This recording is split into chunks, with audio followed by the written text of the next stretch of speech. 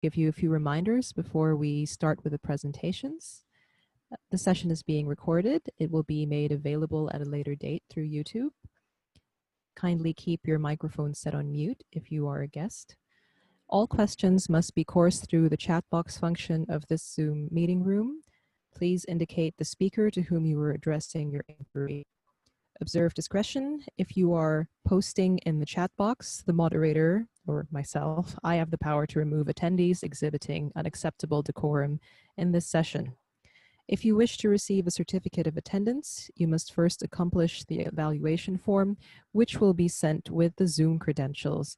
The evaluation form will be accepting responses after the conference. So we're very excited for today's lineup of speakers. Our first speaker will be Caroline Schöpf from the Hong Kong Baptist University. And the title of her presentation is What Causes Coloniality of Knowledge? Theorizing Academic Dependency. Carolina, do you have PowerPoint?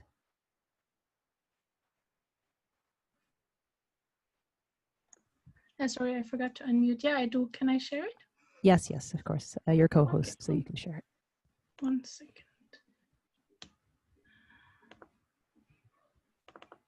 Yeah, is this visible? Yes.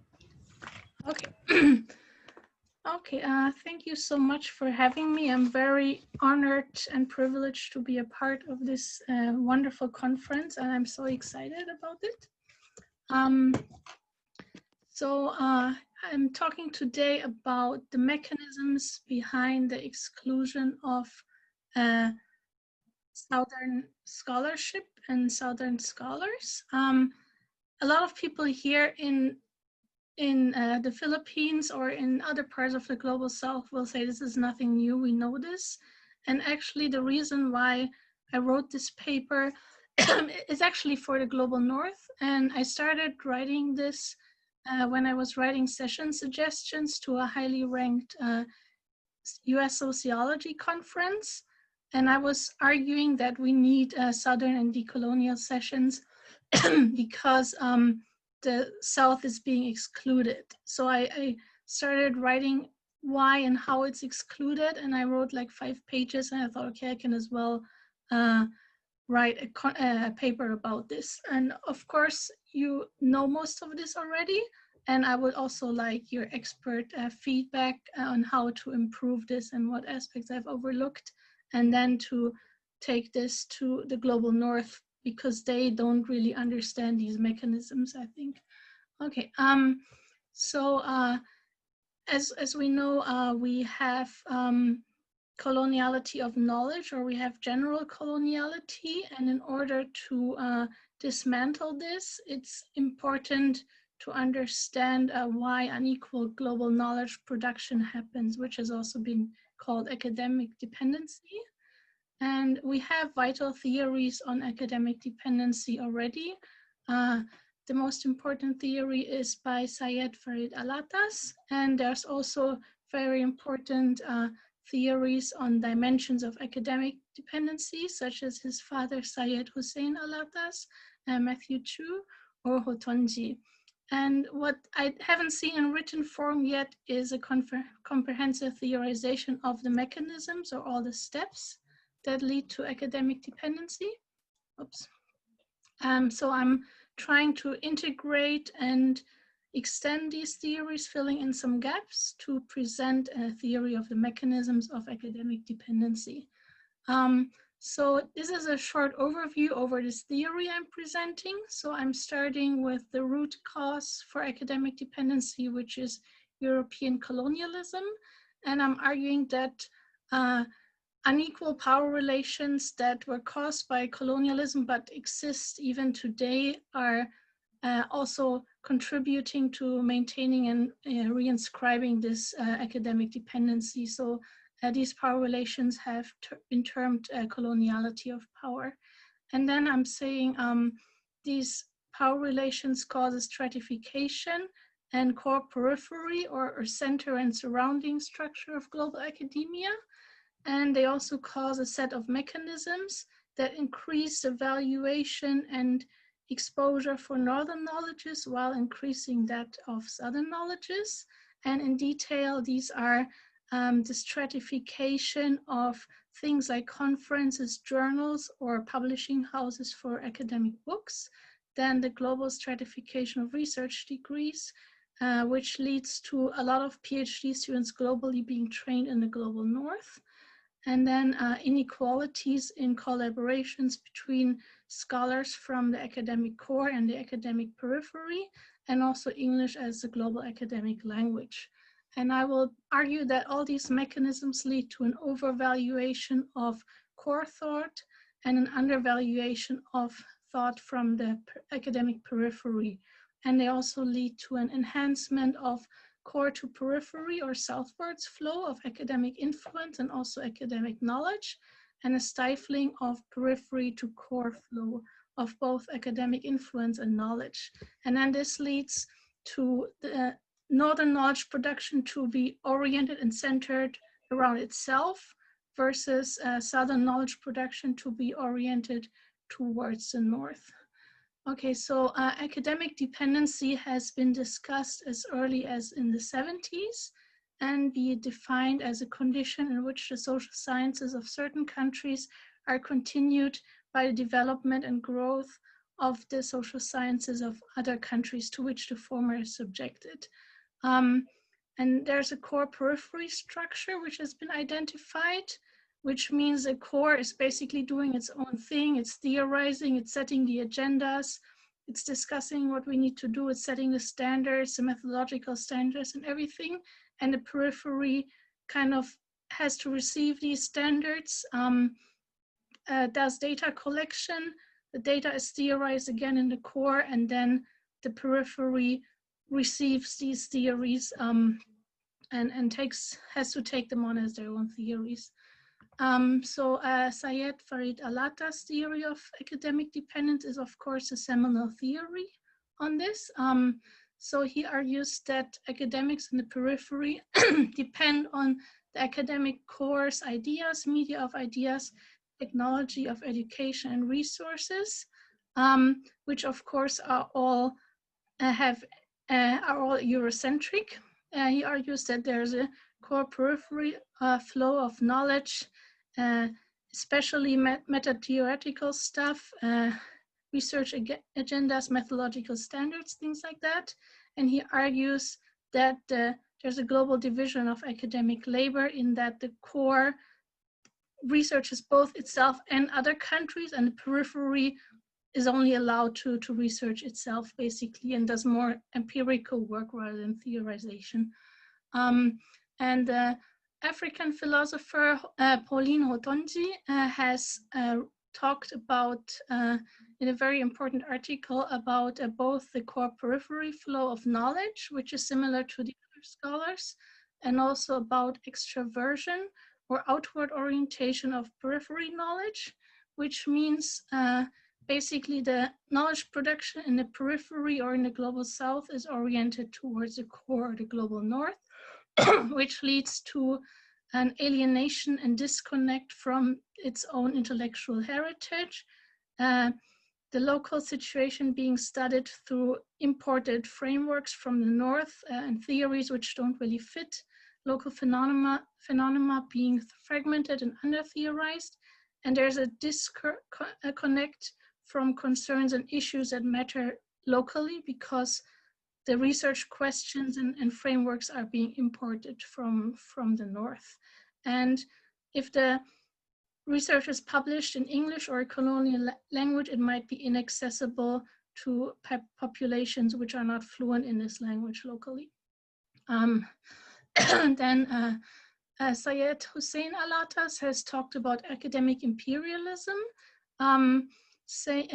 naming the traits that basically the colonizers extract raw data and then theorize them in the metropole without asking the colonized how this should be theorized. That Westerners position themselves as experts on everything, even on the colonized country, and the colonized must learn from them, and that Southern scholars are expected to conform culturally to northern norms and academic standards that are only seen as suitable for secondary roles, and that the colonial or northern scholars have this kind of academic civilizing missions, and even inferior northern scholars present themselves or are accepted as experts in the south. And this can also lead to a captive mind, which also is theorized by Syed Hussein Alatas, that this kind of domination can be internalized in a feelings of inferiority, alienation from issues of society, and a fragmented outlook. And then there's other important aspects of academic dependency which have been discussed, such as the importance of various forms of resources, the importance of infrastructure, the importance, the suppression of the reproduction of an disciplinary community because PhD training is occurring outside of the own community, and that indigenous scholars, that the research tradition to indigenous scholars has been cut off, and traditional scholars are being excluded from knowledge production. And then Kim has also written how graduate students in the US experience subalternization, feelings that they cannot compete with the US students, especially white students, and all kinds of barriers. I will talk about this later since this is also part of my framework. So that these processes also contribute to US global academic hegemony. Okay, so I'm starting with my own theory here. So we have the problem of coloniality of knowledge, which is basically that this knowledge that matters globally is from the West, what is regarded as mattering, which is often Eurocentric and biased, and that knowledge of people in the third world, in decolonizing countries, and especially of minoritized or subalternized people, both in decolonizing countries and also in the global north, are excluded and marginalized. So the question is, why does decoloniality of knowledge happen, and how does it happen? So yeah, the root cause is European colonialism, which positioned European knowledge as a sole scientific knowledge and positioned Europeans as the only people capable of higher level thought. So Grossvogel has described this as the social, economic, political, and historical conditions of possibility for a subject to assume the arrogance of becoming godlike and put himself as the foundation of all truthful knowledge was the imperial being. That is a subjectivity of those who are at the center of the world because they have already conquered it. And so we don't just have the legacy of colonialism, we also have global inequalities that matter and, and that influence academic dependency. And Quijano, the Latin American scholar, has summed these up in the matrix of the coloniality of power. This has been developed by Grossvogel. So he's basically saying that colonialism allowed the West to position itself on top of a matrix of global power relations. So the West is in the most powerful position, both in economic terms and in political terms, is seen as the most prestigious race, on top of racial hierarchies, on top of linguistic hierarchies, on top of cultural or aesthetic hierarchies, has the most power over the media globally, and so forth.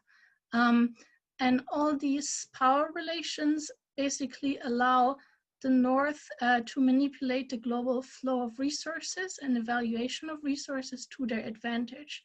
For example, the West or the global North manipulates global trade so that they get to underpay workers in the South and get more money for themselves, which then can be invested in academia. So all these continuing power relations privilege Northern and white academics. Then we have the stratification and core-periphery structure of global academia. So global academia is not flat. It's not like everyone is equal, but it's stratified and hierarchical, which is seen in university rankings, journal impact factors, publishing house rankings or informal rankings of conferences and so forth. And it also has a core-periphery structure, which coincides with the core, academic core being overlapping or mostly being the global north. It's a bit narrower in that Europe is not in the innermost core of the academic core, which is most US, so it's not a full overlap, but a partial overlap. But it's still that the academic core coincides with the global north to a large extent. So this means that the institutions, the journals, so universities, the journals, the books, publishing houses, conferences of the academic core are globally most high ranked, and the universities, journals, conferences, etc. of the periphery tend to be globally low ranked, and that on everyone's CV, academic achievements such as publications, conference presentations, and so on that occur in highly ranked venues count more on everyone's CV globally than on low ranked ones. So what effects does this have?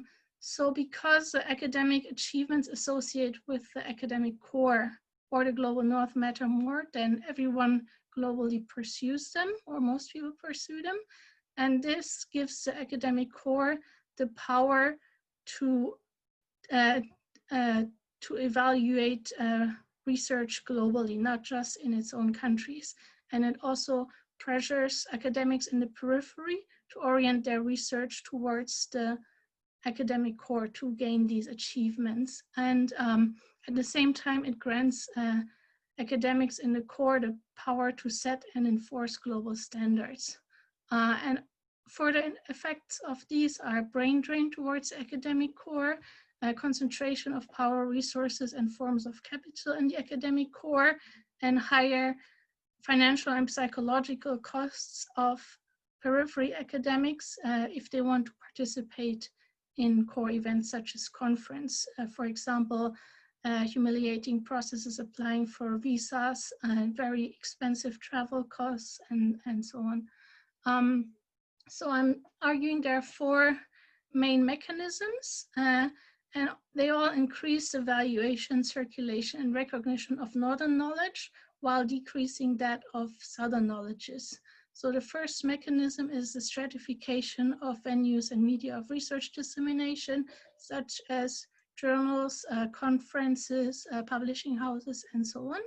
Second is the global stratification of research degrees and the PhD system. Third is the inequalities in core-periphery collaborations. And fourth is English as a global academic language.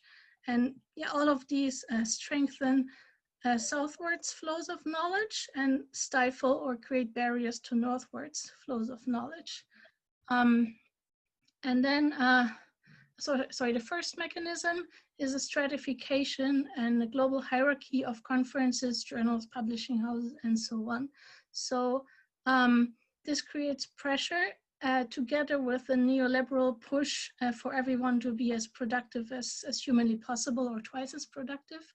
So this creates pressure to submit to the highly ranked venues and media, highly ranked conferences, journals, and so on, which unfortunately coincide with the ones of the global north.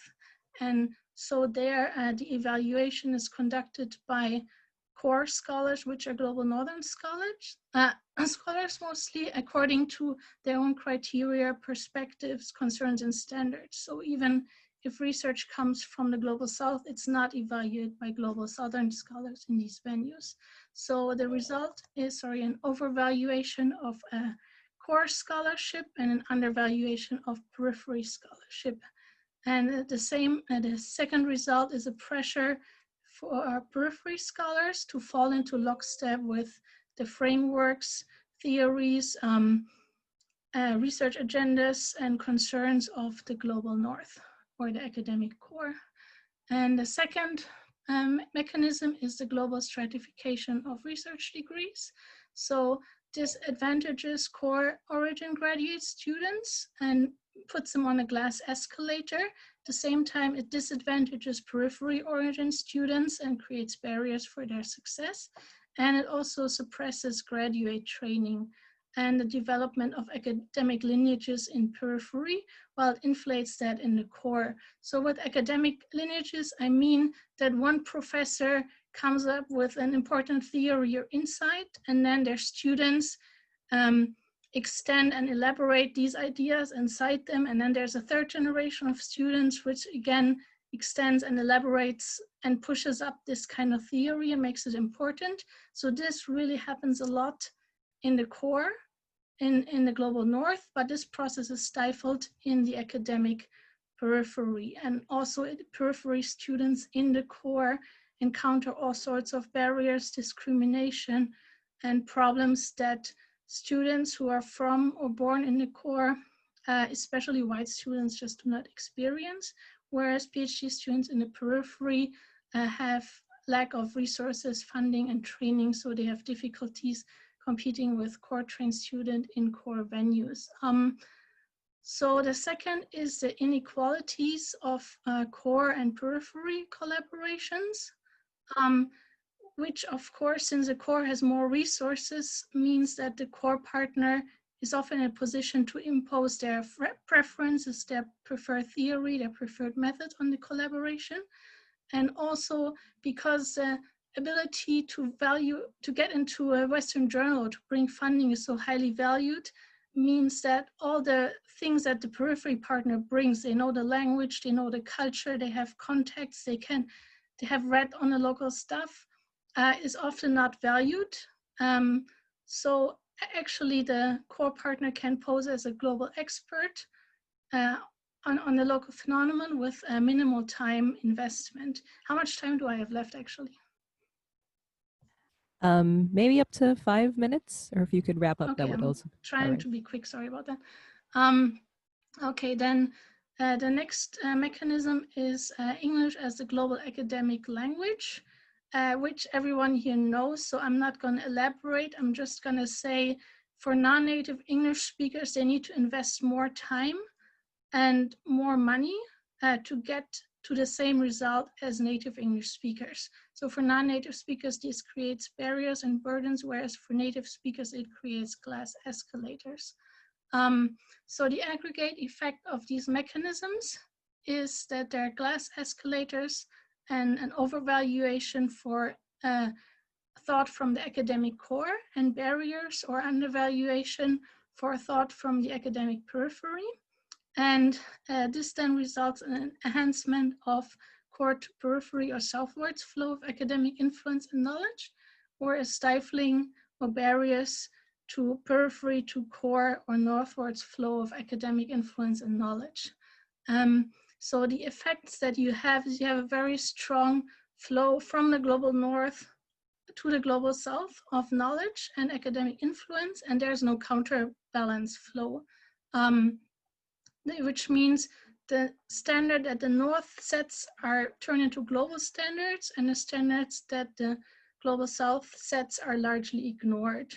And the meta-theoretical or agenda setting or theoretical work that the North does receives global attention, whereas similar work that the South does is largely ignored outside of the specific country. And so both core and periphery research or knowledge production are oriented towards the core. So this creates an inward orientation of core knowledge production. So the problem here is that they end up trying to create universal theory based on both northern data and northern positionalities. So they end up in false generalizations based on insufficient data because the data is not actually global. And of course, then the data has Eurocentrism and biases embedded. And these biases could be corrected by critique from the South, but since the flow from the South to the North of knowledge or knowledge production is stifled or blocked, then these biases don't get corrected in the North. They get corrected in the South, but this is not read in the North. And then there's often a patronizing or condescending attitude, of course, by the academic core towards academic periphery, which Syed Hussein Alatas has already described. And at the same time, you have an outward orientation or extroversion of periphery knowledge production, which means an alienation and disconnect from the local intellectual traditions, and the local local situation being studied through the lens of the North with modern theories, which leads to a fragmented and under-theorized study of local phenomena, and a disconnect from concerns and issues of the local context. And also the research might not reach the local population because it's in a language they cannot understand. Okay, so I'm just, oh yeah, and it can lead to a captive mind and sense of inferiority among peripheral scholars in some cases. So this is just a summary, but I'll skip over it. And I just want to say I also have a question for the audience, which would be, what are your wishes for people from the global North? How should we best support the decolonizing effort, and what are the guidances and guidelines and best practices for us to decolonize? Okay, thank you so much. Thank you so much, Carolina, for this eye-opening presentation on the mechanisms of coloniality in the academe and academic dependency. I think many of us here who work in higher education institutions or students have made this all more palpable in everyday life. And I certainly look forward to the audience discussion about the questions you posed at the end of your presentation. All right, we're now moving on to the second presentation, and I do think it's quite related to Carolina's. It's called Lagging Behind Others, Exploring Transformation of Muslims' Educational Outlook in Modern Times by Fatima Sajjad, University of Management and Technology, Lahore. And I see that the presentation is now here. All right. Okay, thank you so much for having me. Am I audible to everyone? Yes, you are. Okay. Thank you so much. It's an honor to be presenting in such a wonderful forum. The title of my paper is Lagging Behind Others, an Exploration of Muslim Educational Outlook in Modern Times. So the study began with a personal question. What is the religious value of the worldly education I'm pursuing? Being a Muslim in the present moment, for me, the answer to this question determines the worth of my knowledge.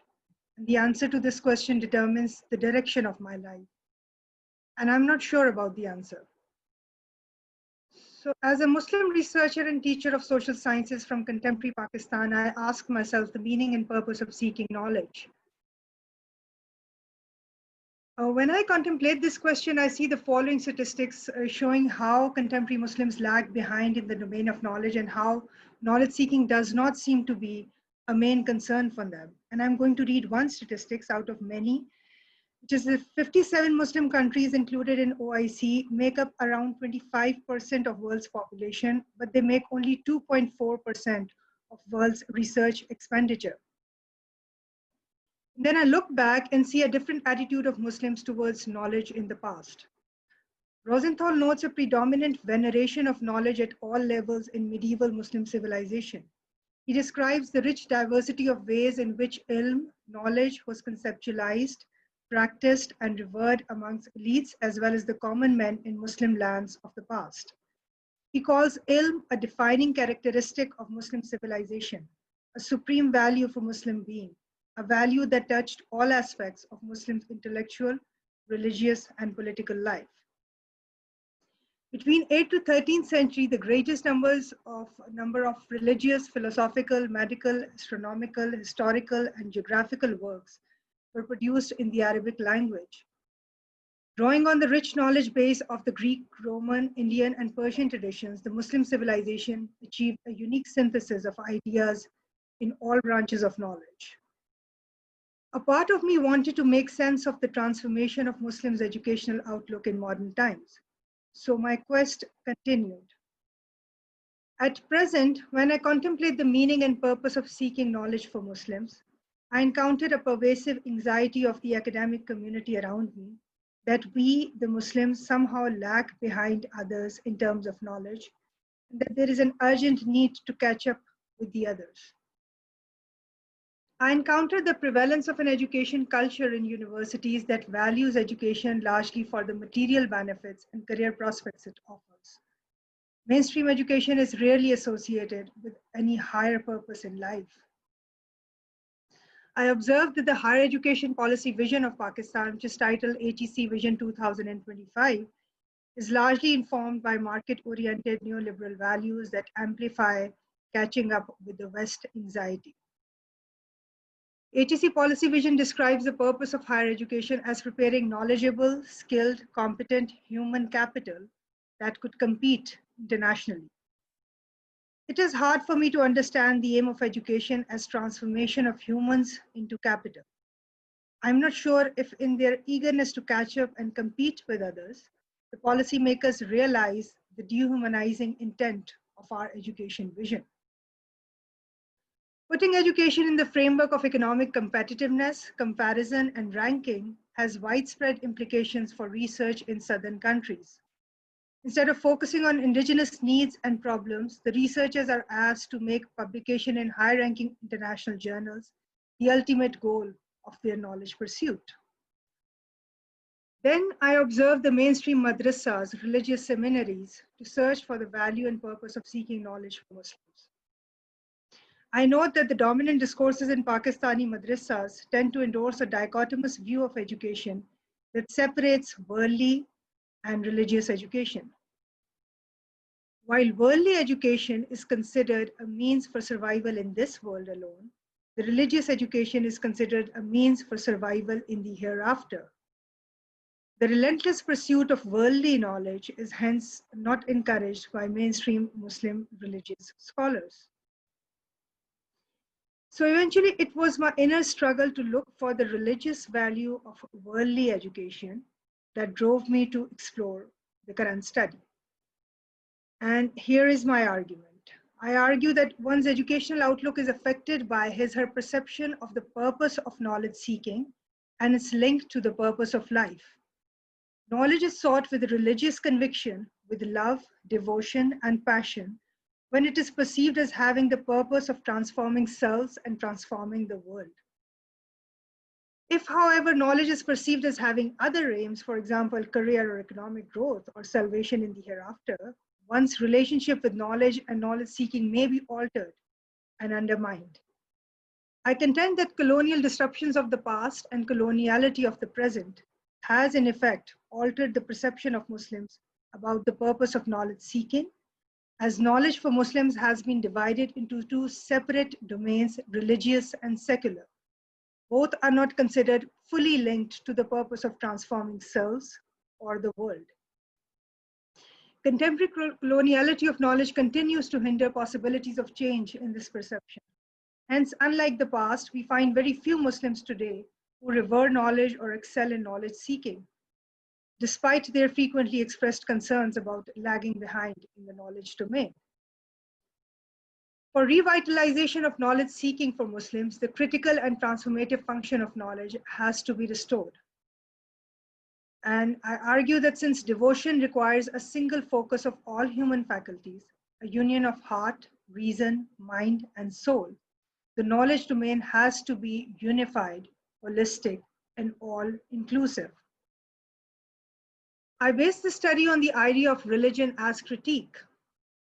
Irfan Ahmad reiterates that the purpose of religion and mission of the Prophet sent by God was to enact reform through critique.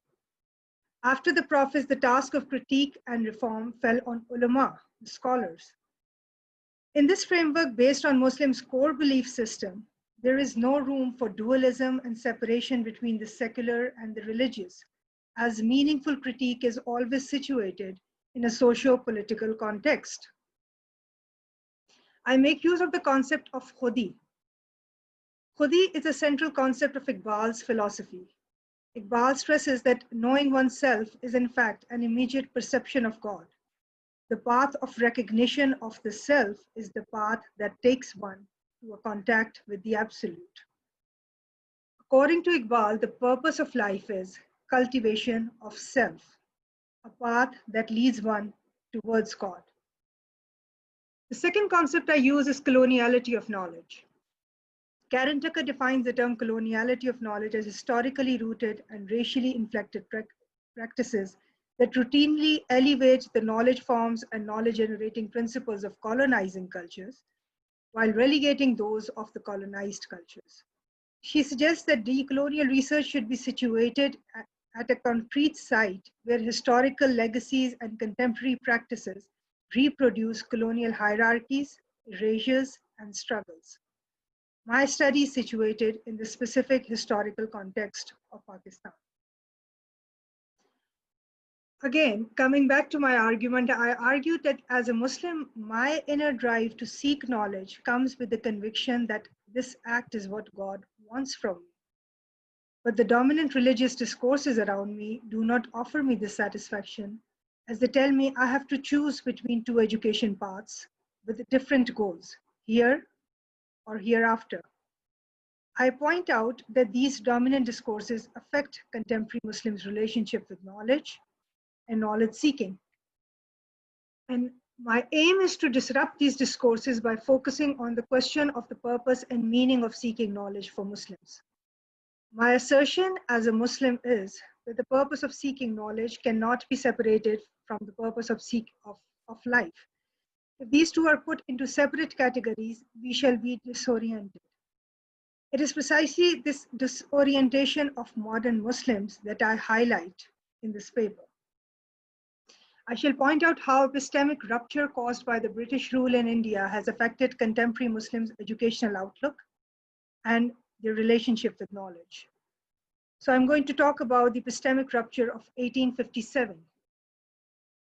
In the Indian subcontinent, the 1857 revolt against the British, its decisive failure and the cruel aftermath, was a defining moment in history. British revenge was extensive, but it was particularly harsh on Muslims. The Mughal throne was abolished, the old king was exiled in disgrace, the entire population of Delhi was expelled for a time, mosques were occupied, madrasas were razed, many well-known and highly respected religious and intellectual families among Muslims were displaced or killed. For Muslim ulama, religious scholars, who upheld old traditional knowledge, the harsh reality of 1857 defined their future options. Most of them left their beloved Delhi and moved to their ancestral towns. Small towns like Deoband, Saharanpur, Kandla, Gango, and Bareilly were relatively safe from the British presence. In their chosen towns, the ulama now dedicated all their energies to safeguarding and preserving their traditional religious knowledge. They went out of their way to avoid conflict with the overwhelming British presence surrounding them. Hence, they adopted an inward-looking attitude, primarily concerned with the protection and preservation of tradition. Darul Uloom Deoband, a school founded in 1867 by Maulana Rashid Ahmad and Maulana Muhammad Qasim, followed a deliberate strategy of isolation from the outside world, a separation from the new knowledge and an exclusive focus on preservation and propagation of the revealed knowledge, the traditional knowledge. Darul Uloom Deoband very quickly turned into a popular educational movement among Muslims with far-reaching impact. The growing influence of Deoband, however, disrupted the traditional understanding of education among Muslims. Increasingly, the religious education began to be regarded as separate from worldly affairs. This worldly was detached from the otherworldly in the realm of education. Zaman notes that owing to the enactment of a sharp distinction between religious and secular domains by colonial administration, Muslim scholars began to see themselves as religious experts only, and they cultivated an exclusively religious domain for themselves that catered to moral and ethical concerns of Muslim community. Further disruptions followed this trend. Those who excelled in practical worldly education became powerful and influential in this world, and those who pursued other worldly education remained in a subordinate position. As a result of epistemic disruptions caused by British colonialism, being Muslim in British India meant being a divided self. The choice of religious education meant a compromise on your financial security and social status, while pursuit of new knowledge meant a compromise on your religious conviction. And pursuit of both types of knowledge meant struggling to reconcile the two. Let us now examine how contemporary Pakistani students make sense of their still divided education system. For this study, I conducted interview of total 236 university students in Pakistan. A non-proportional heterogeneous sample was selected to represent the diversity of Pakistani student population. The universities included in the sample represent popular mainstream public and private institutions from all regions of Pakistan. The questions aim to explore different dimensions of sense of self and value of knowledge for contemporary Muslims. 4 questions explore students' sense of self and ways of being. 6 questions explore the concept and value of education for contemporary Pakistani students. And here are my key findings. As for the purpose of life, the highest number of respondents identified self-discovery, self-fulfillment, fulfillment of one's dreams, being a good person as the purpose of life in their view. Almost an equal number of respondents identified serving humanity, helping others as the main purpose of life. A smaller but substantial number identified obedience to God, fulfillment to religious obligation as the purpose of life. But as for the purpose of education, according to the highest majority, however, they identified either as the purpose of education as career, material success, a better lifestyle, or as fitting in the world or survival in the world or becoming civilized as the purpose of education. Many students do identify self-awareness, self-exploration, or improvement as the aim of education, but largely the worldly benefits of education are seen as the main purpose of education. There seems to be some tension between the purpose of life and that of education for the students. So the exploration of students' concept of value of education led to interesting findings. An overwhelming majority considered education important for contemporary Muslims because it helps them fit in the world. The idea of Muslims lagging behind others and Muslims needing to catch up with the world was a dominant theme in students' responses. Education was considered important because it would help Muslims catch up with the world. However, when asked about religious value of worldly education, an overwhelming majority pointed out that knowledge acquisition is a religious obligation in Islam. They realize. But interestingly, despite recognizing that knowledge acquisition is a religious obligation, students consider it important or valuable for Muslims because of its worldly benefits, not for its religious value. So the compartmentalization of education since colonial times has led to fragmented thinking about value of education, and in some ways the higher value and purpose of education has been sidelined by its social and material benefits. The question on worldly value of religious education gave further insights on the colonial footprint of contemporary education system. So I asked them about the worldly value of religious education, and I got multiple responses to this question, ranging from the view that religious education does not offer a promising career to the view that it does offer career options. Many considered religious education important on its own, even when it does not offer a career, while some thought it is important because being close to God means having greater chance of worldly success. The aforementioned observations reveal some inner conflicts of being a modern Muslim student. The modern Muslim self and its educational outlook remains ruptured and fragmented.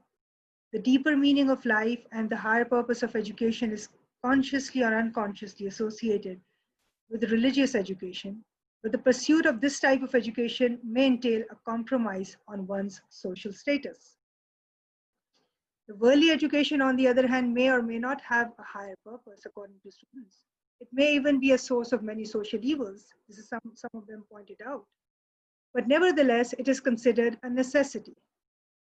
What is lost in this inner conflict is a love for learning, which generally comes with the conviction of being indulged in pursuit of something with greater purpose and higher value. So the problem of Muslims lagging behind others in knowledge domain therefore requires a deeper introspection.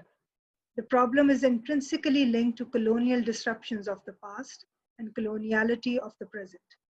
How can one catch up with the others when one is not sure about the purpose of direct or the direction of the race he or she is getting into? So the modern Muslim self remains divided between the conflicting purposes of life and education. The cultivation of higher self, khudi, becomes a lost cause as Muslims remain perplexed between the divided discourses of knowledge.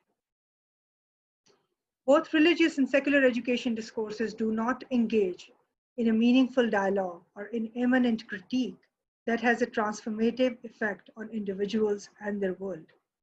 In the absence of critique and promise of transformation, knowledge acquisition becomes a banal activity, devoid of love and devotion. In the absence of love and devotion, it becomes unlikely to produce luminaries like Ghazali, Ibn Sina, Ibn Khaldun of the past, or reformers like Shah Waliullah or philosophers like Iqbal of the present, who continue to inspire Muslims around the world to this day.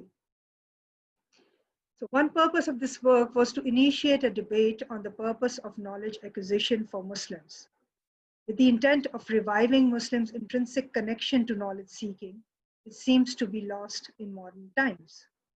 I therefore invite Muslim scholars to reflect on relative position of Muslims in contemporary knowledge domain and rethink Muslims' relationship with knowledge in present times. Thank you. Thank you very much, Fatima. Thank you for that wonderful recounting of syncretic knowledge production in Islamic history and the deleterious effects of bifurcated secular and religious domains on the pursuit of social and individual transformation, particularly in Pakistan. With that, I'd like to welcome the next speaker, who is dealing with Filipino philosophy as a discourse of resistance. And this will be by Rhoderick John Abellanosa from the Sacred Heart School, Ateneo de Cebu. Mr. Abellanosa, are you here? Yeah, thank you so much. Yes. I'm here. If I may be allowed to share my presentation. All right. Fatima, could you kindly stop sharing so Mr. Abellanosa can begin sharing his presentation? All right, there you are.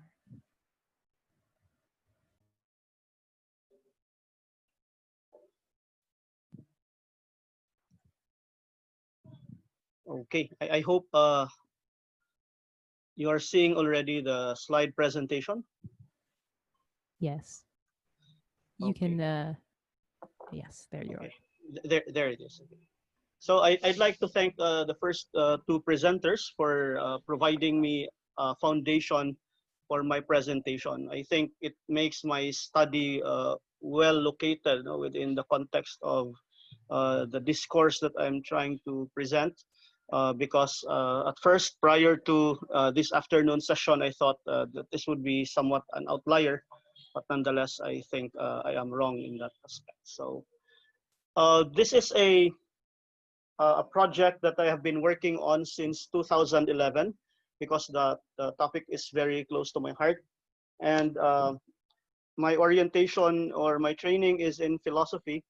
And the question might be, how did it happen that someone who is into philosophy has participated in this afternoon's gathering of scholars, academics, and students in international studies? I think the answer to that question is because at some point in my study of philosophy, I have realized that there is an intersection, or there are intersections between philosophy, despite its claim to universality in interpretation, with local and geographic contexts. And in this particular presentation, I am referring to the Philippines. So I'd like to begin with this article that I have read from one of the national dailies by a priest, no? Actually the Dean of Graduate School of Law of San Beda University, who in his column asks this question or poses this question or says this statement rather. I think that no one will seriously advocate the view that there is such a thing as British physics or German mathematics or Greek geometry. These disciplines apparently do not wear national colors, and it is even absurd to suggest that they do. It is in the nature of science, in fact, to be no respecter of national boundaries or of political divisions. And should that be less true of philosophy? Rangelio Aquino, or Father Aquino as he is known to us in the Philippines, has this position that is representative of a still dominant view that because philosophy, especially systematic philosophy, is the study of universal principles, then it is not only a distinct kind of thinking, but that it is also a thinking about thinking. It is a more universalistic thinking. And that because of that, it should not be mixed up or confused with other forms of thinking, inferior if you may call them, such as ethno-perspectives or ethnographic-based views, local wisdoms, even religious wisdoms, or those discourses of resistance that are what some philosophers would call ideology-based. Precisely, that is the jump-off point of my problematic, because for how many years now, or decades even, since the 1970s or even the late 1960s, there has been an ongoing conversation and debate on this so-called philosophy. But up to this point in time, the thing is, even among Filipino academics themselves in the field of philosophy, there seems to be that suspicion or resistance even to the embrace or the admission that there is such a thing as a Filipino philosophy. And for a background, both historical and theoretic, I would like us to consider these 3 points. The first of which is the fact that there is this particular group of Filipino academics or philosophers, if you may call them, who believes that there is such a thing as a Filipino philosophy, but understood in the essentialist sense. To say that there is a Filipino philosophy that existed even prior to the arrival of the Spaniards, local wisdom or local knowledge, if you may.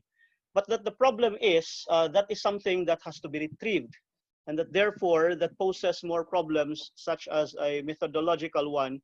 How are we to retrieve that, knowing that between 1595 or even 1521, if you may begin with the arrival of Magellan, there was a disruption in so far as local culture is concerned, and precisely why this group or this camp of thought can be very well called as the essentialist group that employs an anthropological approach in their search for Filipino philosophy. And a representative, a more specific grouping of scholars, as I will present later, who may be representative of this particular much bigger camp called the essentialist or the anthropological camp, are those who concern themselves with this Filipino term called loob, which is a Filipinization of that metaphysical terminology called being.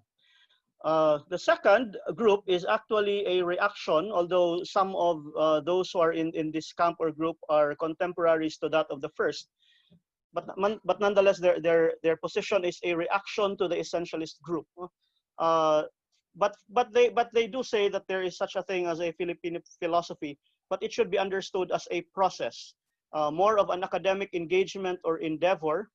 The challenge of which, nonetheless, is how to connect to the current and ongoing philosophical discussion in the global level. And then there is the third group, and these are also academics who are mostly engaged in the study of philosophy, Filipino philosophy, if we may, but nonetheless who have through the years metamorphosed their positions to approaching the issue of Filipino philosophy more of a theme in the domain or in the area of Philippine studies.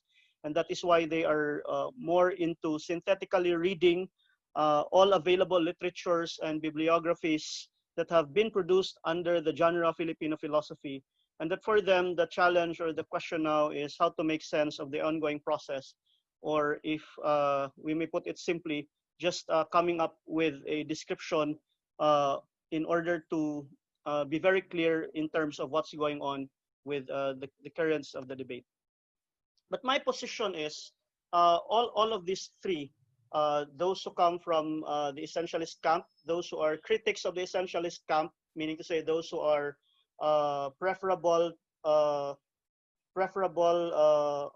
reading Filipino philosophy more of as a process and eventually connecting to the wider global discourse. And the third one, the academics who are more in favor of synthetically reading Filipino philosophy, is that there is a lacuna or a gap in that they have not really gone back to a more, they have not gone to the more primordial or the more essential problem, and that is none other than philosophy itself, which is a colonial import that was brought into the Philippine shores, and that it must therefore be subjected to interrogation if ever we are to eventually come up with a more genuine reading of Filipino philosophy, or what philosophy means to us as a country, and a country that would celebrate its 500th year of colonization under Spain come 1521.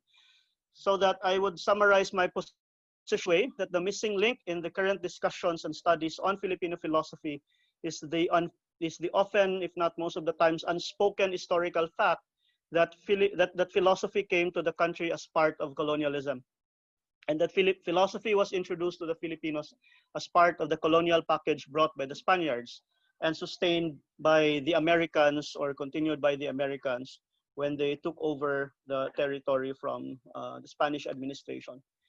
My original lens when I started the research in 2011 is Enrique Dussel, who has been very strong in his opposition to Western, especially a Eurocentric reading of philosophy that equates philosophy to ontology.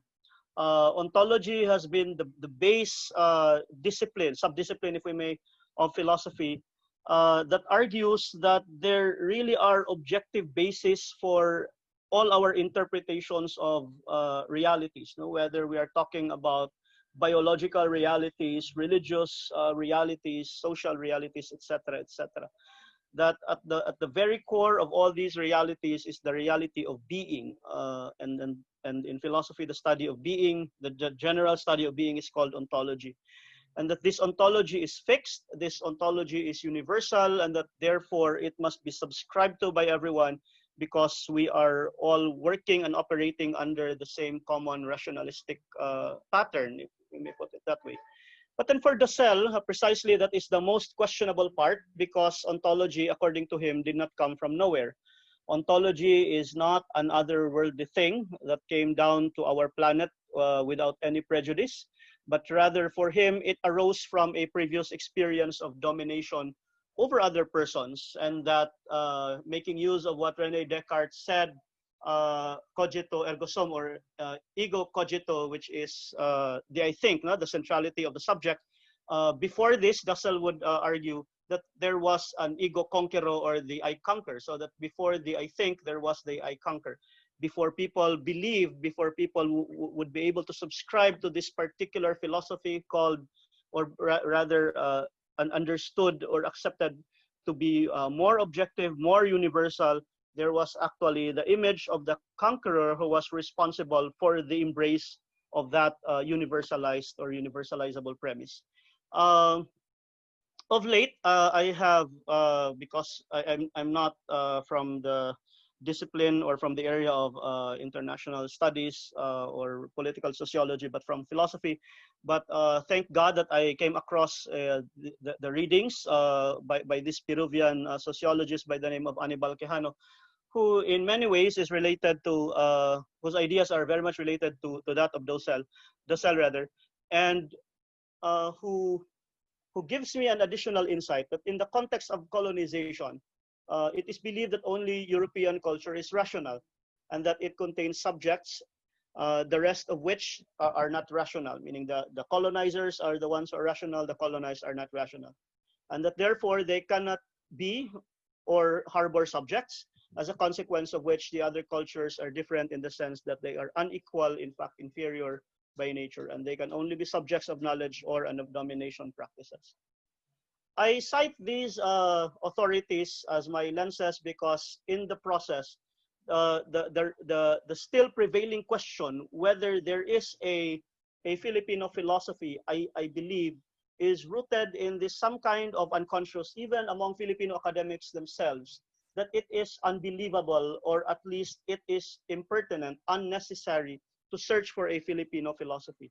And I think that kind of thinking, that way of looking at things, that way of looking at Filipino philosophy, even by Filipino academics themselves, is a kind of a hangover, I would call, this specific colonial view, and which has been very much influential and deeply ingrained in the academic setting in the Philippines.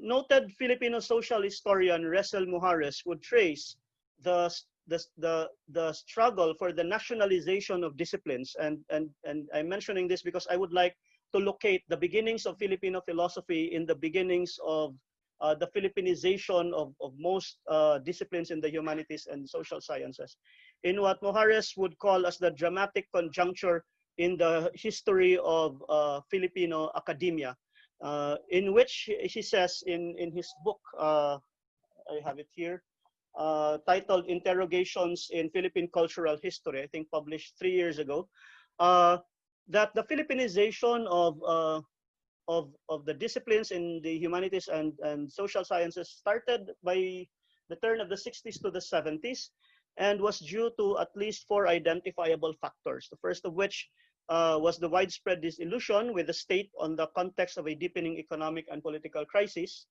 And the second was the growth and the strengthening of an anti-American sentiment in the context of the Vietnam War. And the third, of course, was the advancement of Marxism and the spread of class-based nationalism. And the fourth, and according to him, this was not the culmination, but I think the most significant turning point at the time was the declaration by Ferdinand Marcos of the martial law, because Marcos actually personified that very thing which certain academics were trying to resist or go against too at the time. So Filipino philosophy emerged or grew within that context. And if one would review the literatures, because I think methodologically I would be working on text, or I work with text, because we cannot judge ideas without going back to the text.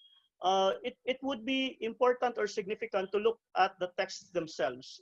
And at least from what are commonly known to be the representative texts of what are covered in the so-called philosophy, basically there's a validation of what Mujares says.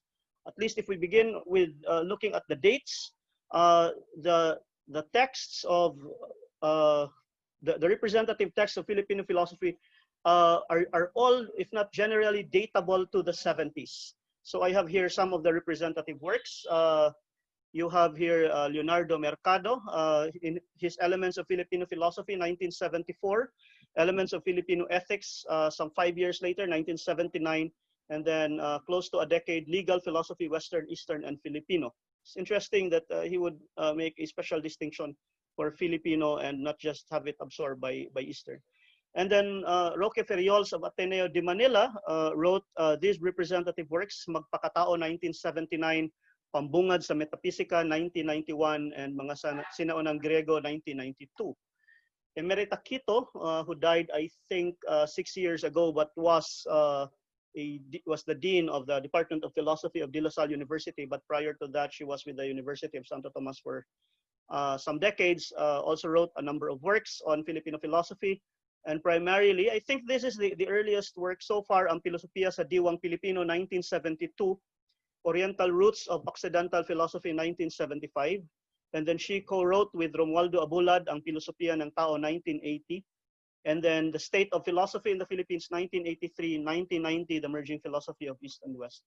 And then Ramon Reyes of Ateneo de Manila wrote a journal article. You can check this in Philippine Studies, Sources of Filipino Thought. And then this should be Florentino Tembreza, sorry for the typo, Filosofiang Pilipino, 1982, and Mga Hugis ng Kaisipang Pilipino, 1989.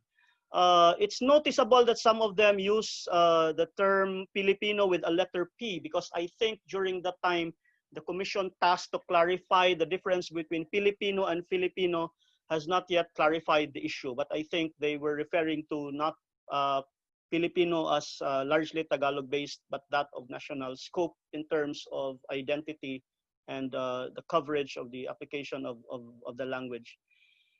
And then we have Dionisio Miranda, Pagkamakatao, 1987.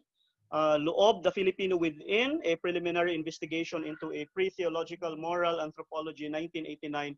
Buting Pinoy, 1993. And then Romualdo Abulad, who died last year, was with LaSalle, and prior to that, UST, Filipinos, Filosofiang Pilipino in Dialogue, 1976. Kant and the Filipino Quest of a Philosophy, 1981, etc., etc. Now, just a remark or a footnote to the presentation. It's noticeable that a number of them are actually religious missionaries or are priests who are working in the academe, and perhaps because of their religious vocation, were assigned to teach philosophy in the university that is managed by their religious congregation.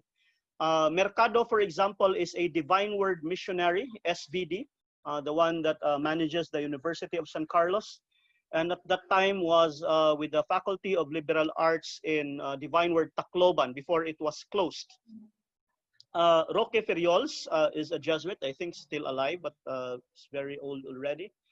Emerita Quito is, of course, not a religious, but was with the University of Santo Tomas, owned by the Dominicans.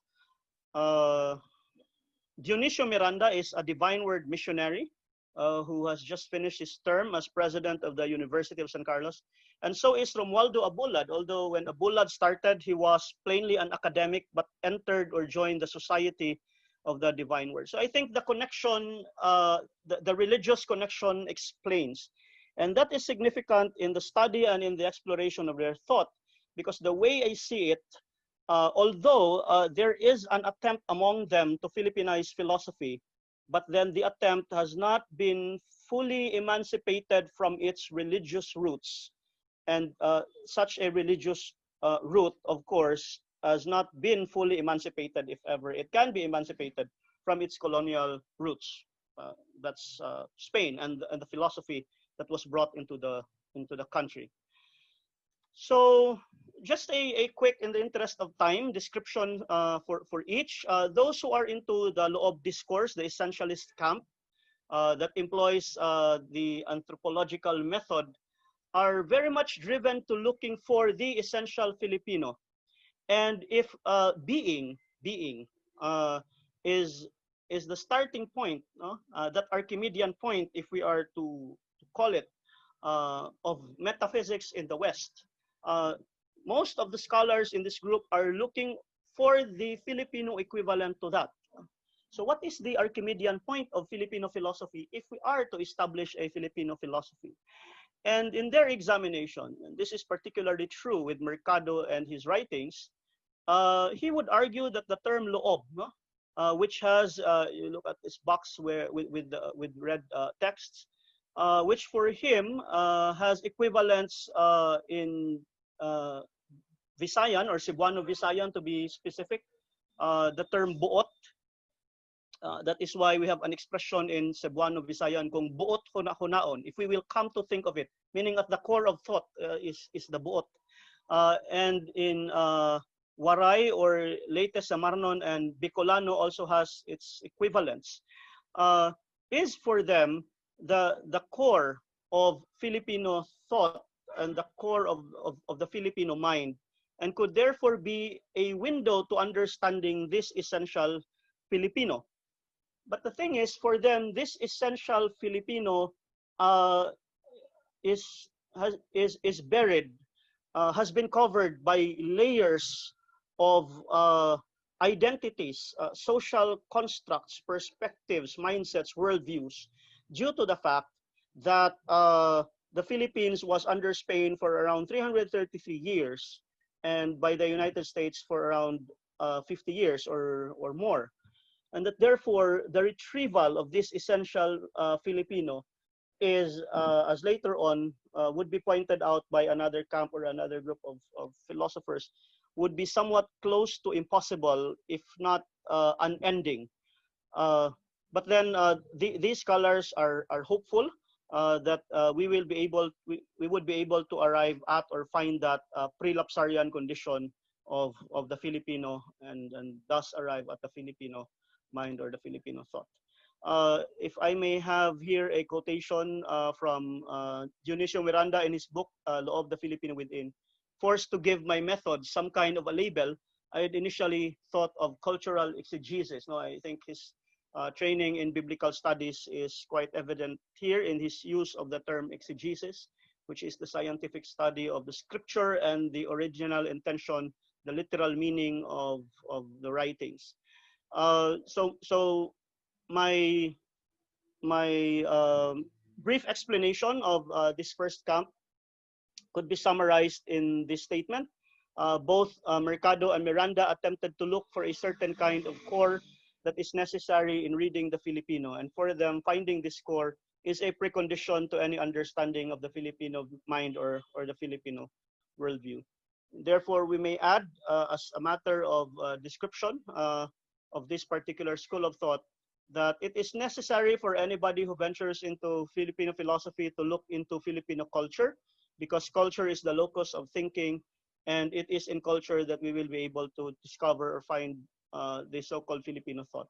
And therefore, language becomes an essential source of data.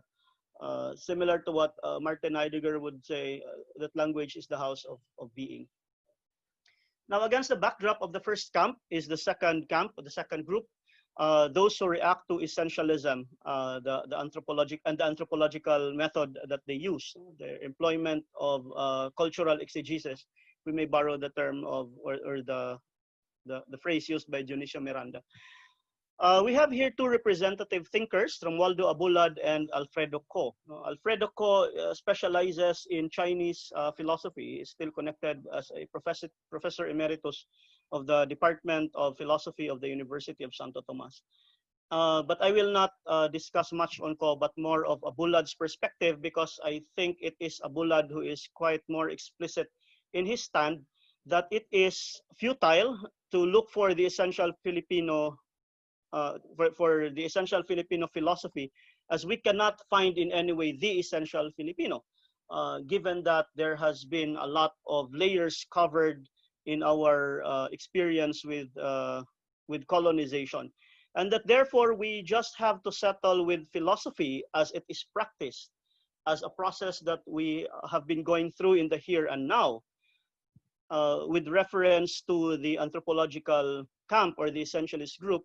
He would argue that there is so much of a disadvantage, setback, if we may, of that approach, in the sense that we might be undertaking a project that's supposed to belong not to philosophers but to anthropologists.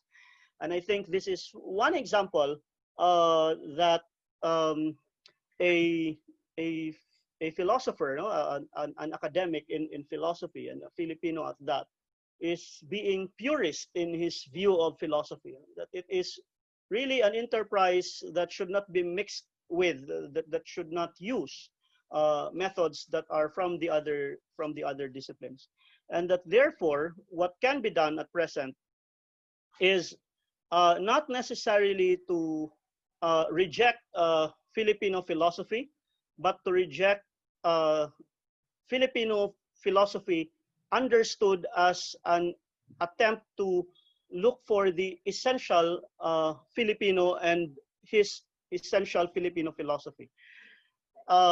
Because for one, this is something that is not existent.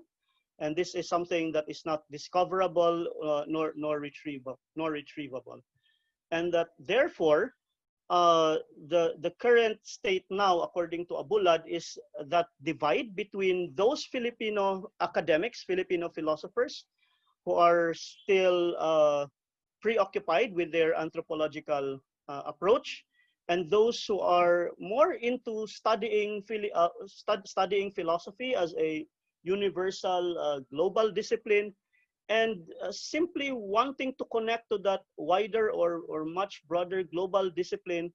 And that therefore, for Abulad, the challenge, if ever we are to have our own Filipino philosophers, and I think this is where decolonization comes into the picture, and where the presentation of the two other presenters become relevant. How Filipino academics or how Filipino philosophers may reach that particular level that has been reached by their counterparts in developed or in Western countries, to measure up to the standards that has been set by the West. We can only say, in my reading of Abulad, we can only say that there is a Filipino philosophy. When the time comes that there is a Filipino who is of equal level or of equal footing in terms of achievement or accomplishment, recognition or prestige, if you may, as that of their counterparts in North American universities or European universities. The likes, for example, of Jürgen Habermas in the critical theory school, or the Slovenian Slavoj Zizek, or John Rawls. But apparently, it is really Abulad may have a point, at least in principle. But the question, this is my take now, is whether that is doable, given the uneven distribution of resources, and given the location of the Philippines in the much wider global academic landscape, given all the technological limitations. And of course, we cannot but connect this back to the colonial experience of the country.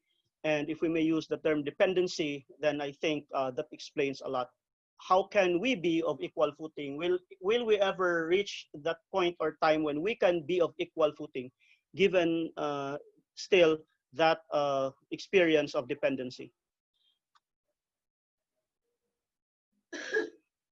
This is my reading of Abulad and Co. For them, the first camp is criticizable in that it lacks originality, identity, parochiality in terms of their discourse versus the global discourse. And then we have the third camp, and I will not elaborate this much, the synthetic readings. And here we have two representatives, Demeterio of the De La Salle University and Gripaldo, who was also with the De La Salle University, I think, but who died a few years ago. But what they have done so far was to collect all of these bibliographic entries, and they have tried to group them according to phases, according to historical segments or locations, and also in terms of themes. But I think so far the project has not really been totally successful, in that it's more of collecting rather than really identifying an answer or a solution to the question concerning Filipino philosophy. So I will not dwell on that, but instead just focus on the two camps. My remark, and this will bridge me to the position that I have mentioned earlier, is that both camps, to be fair to them, have in some ways asserted has asserted the identity, has asserted for the identity of the Filipino. If ever there is an achievement in them, it is none other than the assertion that that there is philosophy in the Philippines and that Filipinos are capable of philosophizing. But I think the manner of the assertion and the degree to which this assertion is pushed differs in both camps. Okay, that's the merit on the one hand.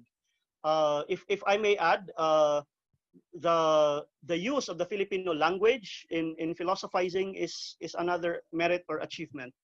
By Filipinizing philosophy, at least through the use of language, it has made philosophy not foreign to Filipinos, okay?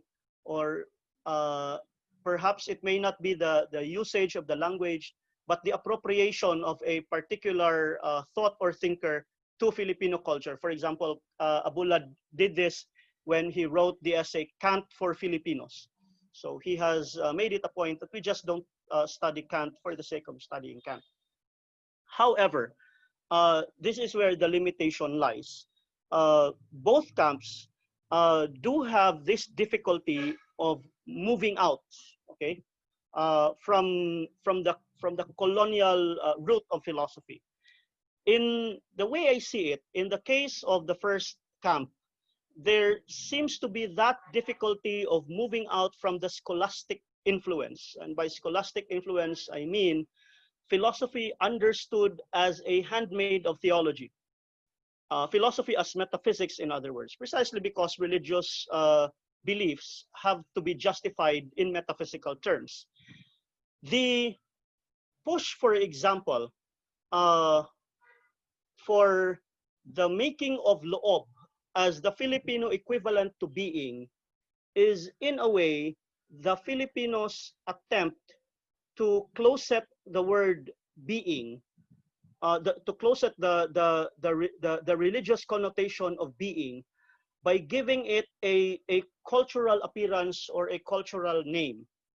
But at the bottom of it, really, it is their attempt to baptize the word being into loob that could be the Filipino meaning for soul, spirit, or anything like that.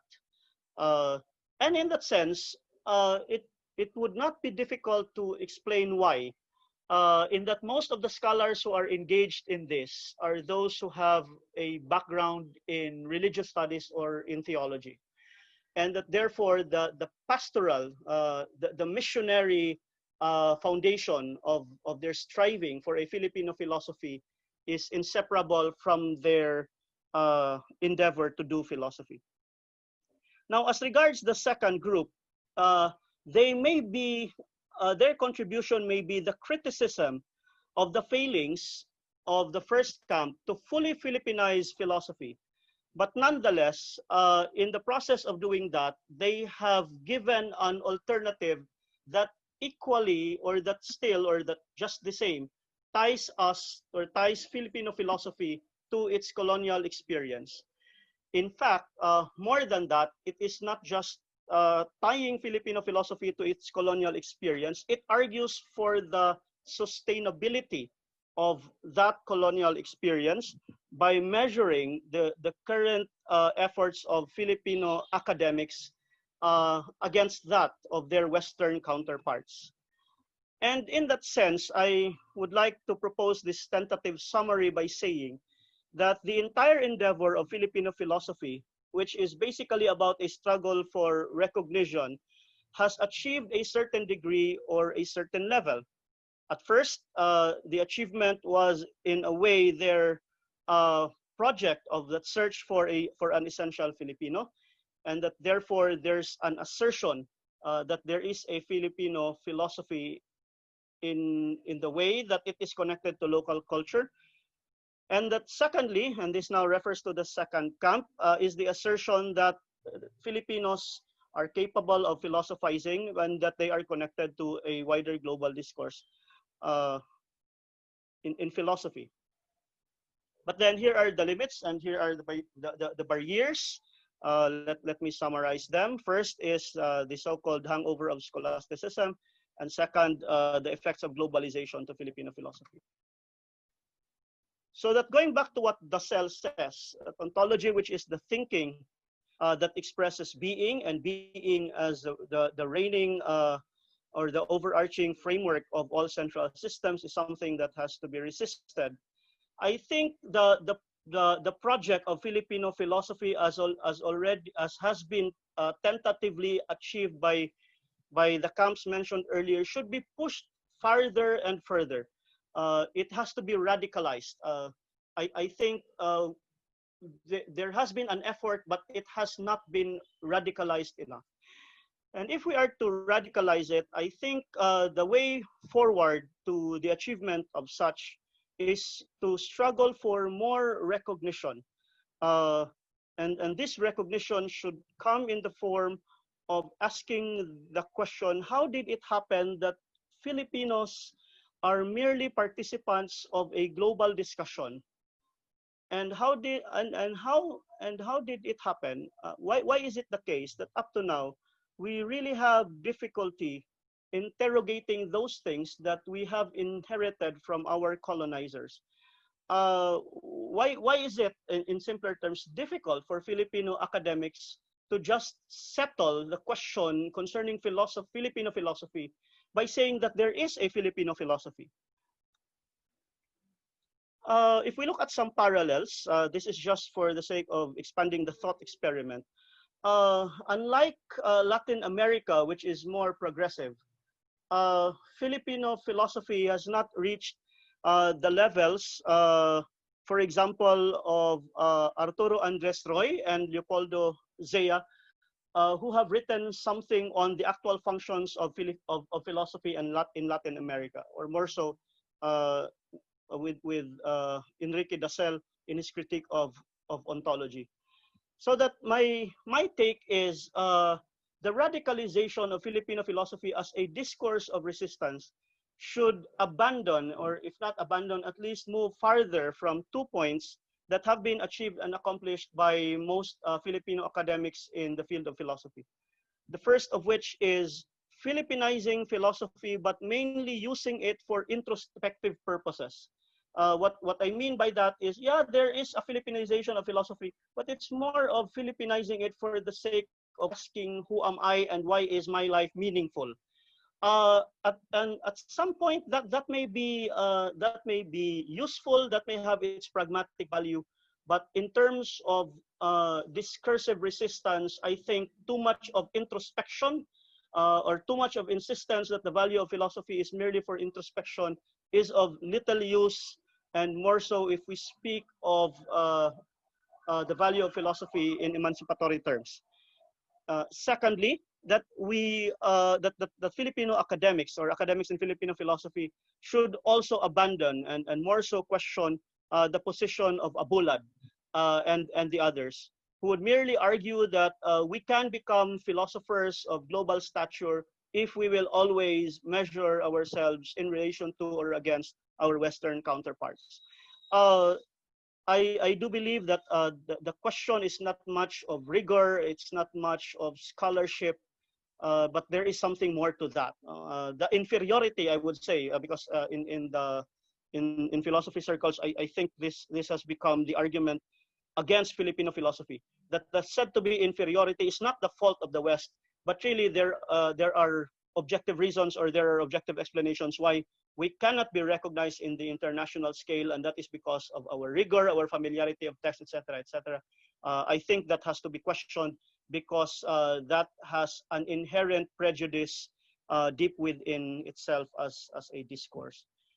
And that therefore, I end with this position that the lacuna in the discourse, and I think this is something that has to be filled in, is apparently the absence of the interrogation by Filipino academics of the field philosophy itself, and its own conceptually and the very conceptualization of it by the West, that it is a long string of ontological discussion, and one has to move only within that discourse. We have to question our connections to Western philosophy, and assert that Filipino philosophy is a form of resistance, and that it must be one that must be capable of criticizing the instrumentalization of philosophy in domination, and that if we are to make philosophy as something liberative, then we must rather embrace the fact that although yes, philosophy belongs to humanity, but precisely because it belongs to humanity, it does not belong to a certain or a specific group of human beings, who have their favored and favorable regional contexts. That it is not an issue of arriving at a conclusion that justifies the participation of Filipinos in a global conversation, and that neither is it about eventually embracing loob or anything that is of similar equivalent for us to have our own kind of Filipino metaphysics. The problem must therefore be reverberated time and again. And it is in the form of this question: why do we need to be bothered by the words Filipino philosophy? And why do we need to be bothered by the question if philosophy should be described as Filipino, or if the Filipino should be proven to be capable of thinking? And that in this light, by way of conclusion, I would say that Filipino philosophy is a discourse of resistance that shall continually seek to purify itself from the hangovers of colonial bias. But at the same time, it should seek to liberate itself because philosophy belongs to humanity and not to any geographically specific political power. So thank you so much for your time. Thank you very much, Rhoderick, for your enlightening presentation that provides an account of Filipino philosophers or Filipino philosophy and under the lens of coloniality. For our last presentation, unfortunately, we won't have the presenters here, but they have sent us a video which Aaron will show presently. The name of the presentation is Brazilian Perspectives on Knowledge Production and Decolonizing Global Studies by Territorializing the 2030 Agenda. And this is by Thiago Galvao and Yara Martinelli of the University of Brasília. I'll upload something that Dr. Galvao sent into the chat if you'd like to read it.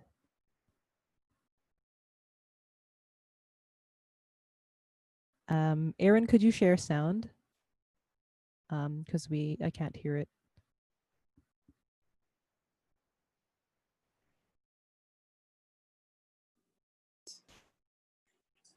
And coordinator of the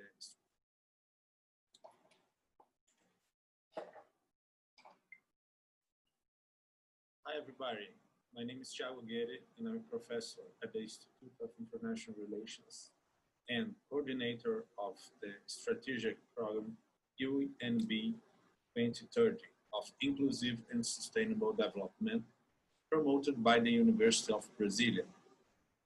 It's a great pleasure to be here participating in this amazing event, Decolonizing Global Studies, Charting Trends, Mapping Trajectories, promoted by the University of Philippines, and really contribute for a global debate on this matter. Before I continue, I would like to propose making a moment of silence on behalf of the families that have sadly lost someone on this time of pandemics. We are reaching here in Brazil almost 113 fatalities, and that's part of that almost 1 million people around the world that was victim of the pandemics. So the paper we discuss here in this presentation is the result of an ongoing research on the implementation of the 2030 Agenda and the global politics of the SDGs, the Sustainable Development Goals. Also, we have this new framework on how to foster development globally. We should take the following question as a starting point. How could the 2030 Agenda, territorialization, induce process of knowledge production based on this idea of decolonization of global studies? So this is part of our efforts on this research. Some of the answers to this question are organized here as our main research findings so far. Yara Martinelli, that is my partner on this paper, is going to address some of them, mainly the idea that the colonial and coloniality are present into the ideology and the praxis of international relations. Since we could not address all the questions of our paper for the sake of the time we have, we would be glad to share with you and to invite some colleagues to join us on this research enterprise in the present and the future. So the first find of our research is that despite the fact The 2030 Agenda is a global agenda fashioned in westernized values and principles, typically crafted in the global north. There are plenty of possibilities in terms of new horizons of expectations and spaces of experience. I explained that. The main idea of this possibility into the future, like we have to achieve some goals and targets in the year of 2030, will make some aspirations to become real transformations. Of course, we are not going to expect to address all the goals and the targets in the 2030 Agenda, but only this question of that we have to do that in that year, it's very strong to cause some transformation. And that this idea that we could use that as a way to catch this idea of decolonizing global studies. And to make this happen in the way we are thinking it, it's necessary to creatively design new spaces of experiences, mostly in the realm of education and work that we are facing now, for example, in this virtualization of work and home office and education because of the pandemics. But with the territorialization of the agenda, the 2030 Agenda, this is become more real and practical for us. The second finding in our research is that besides acknowledging that, we should reinforce all the time the transformative power of the SDGs in the 2030 Agenda, because there are a lot of waves of skepticism, and people that don't believe in this power of the 2030 Agenda, mainly in enabling the Global South to adapt and to create new ideas and concepts that could produce knowledge that challenges the colonialist thinking and consequently paves the way to decolonizing studies. So the second finding is very interesting in our research. The third finding is that the process of territorialization of the 2030 Agenda and the SDGs that we understand as they translate global norms into regional, national, and local policies and actions is an effective way of establishing decolonizing global studies. We could do that in many ways. I will address some of them. First, by critically questioning what is not at the 2030 Agenda itself, because there is a lot of silence. There is some absence that we have to address that, and doing that, we are going to change our reality. So the silence about subaltern actors, social movements, marginalized social groups, blacks, women, LGBT population, indigenous people, all of them are sub-characterized into the knowledge production of international relations, for example.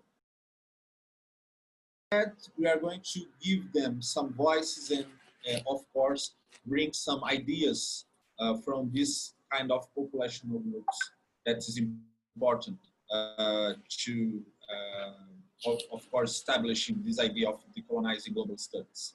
The other way is that the objective is to pave the way for multiple collective trajectories and experiences, anchored in this idea of diversity.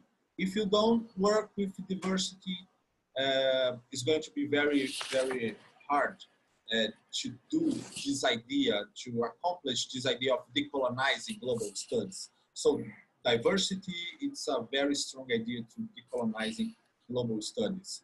And for that happen to have to strengthen some spaces of resistance. There is a very interesting culture of resistance that is flourishing because of the 2030 Agenda.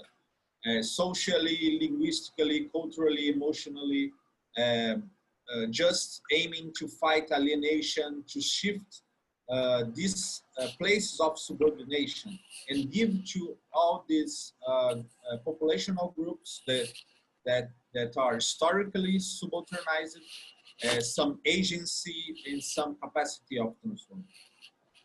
The other way is by taking the SDG 4, specifically about education of quality, to build on ecosystems of learning, differently, of course, that we have today, aiming to rethink these educational practices, methodologically, theoretically, epistemologically, that because they were fashioned by westernized values and ideas, they impose to us some colonized contexts and some colonized concepts. So we have to rethink our educational prison that we are living in, and to reflect more on how consists this idea of our connection with the society and with the planet.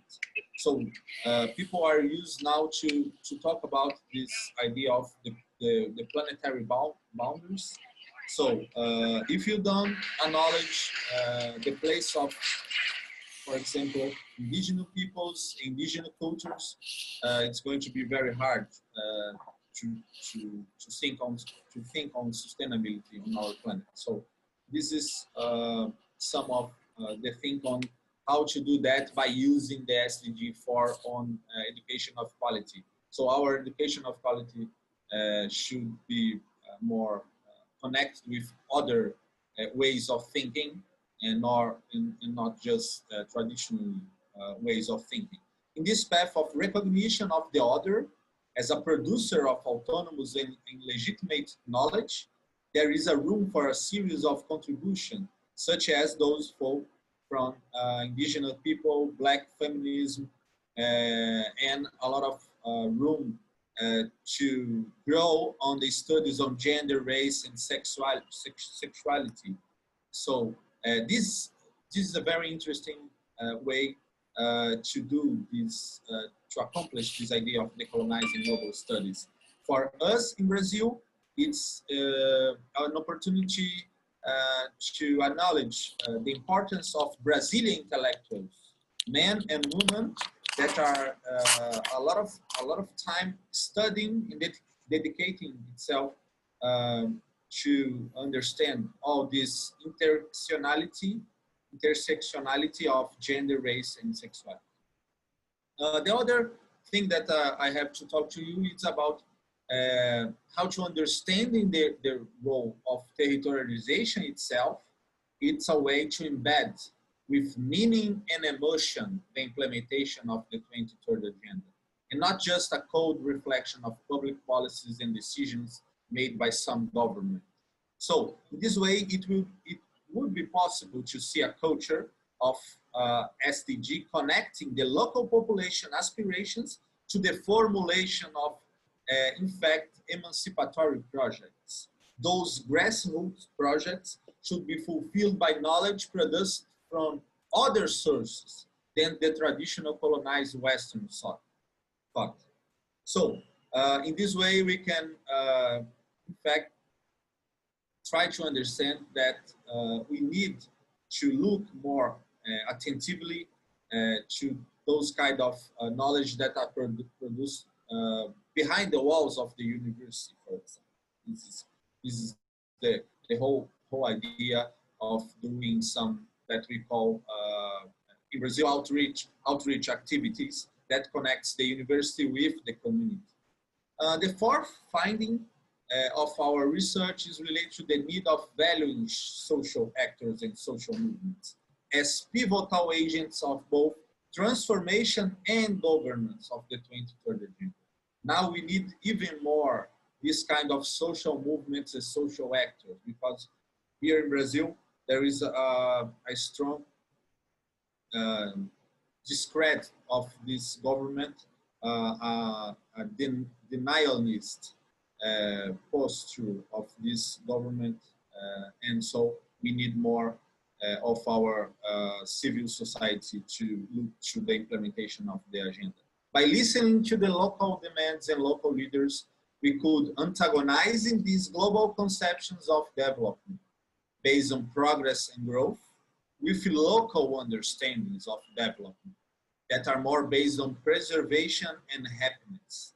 For example, when we look to some communities, some indigenous communities or river communities at the Amazon area, this idea of development that come from the 2030 agenda, it's so far from their realities. So you have to understand what's development for this kind of communities, and for do that, we have to look at the 2030 agenda and critically speaking and talking about that. And this is the way that we are trying to address our main idea of using the 2030 agenda as a way to produce a different kind of knowledge, and that will, of course, contribute to decolonize global studies, in fact.